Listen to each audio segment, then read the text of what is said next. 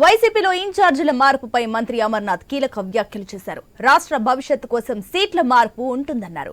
175 ఎమ్మెల్యేల కంటే రాష్ట్ర భవిష్యత్తే ముఖ్యమని, ఈ విషయం సీఎం జగన్ ముందే మాకు చెప్పారని అన్నారు. సీట్ ఇచ్చినా సీట్ ఇవ్వకపోయినా మమ్మల్ని పోటీ చేయమన్నా పోటీ చేయొద్దన్నా తాము జగన్ జెండా పట్టుకొని తిరుగుతామన్నారు.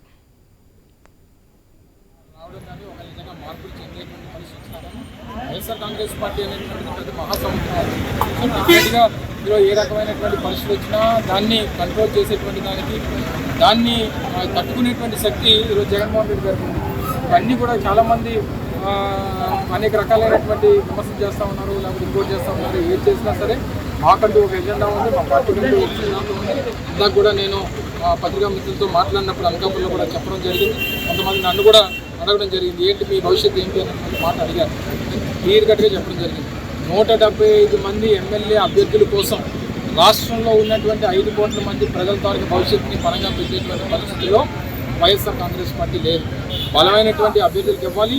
రేపు మళ్ళీ రాష్ట్రంలో రెండోసారి అధికారంలోకి రావాలి. నిజం మాటలు రావడం కానీ ఒక నిజంగా మార్పు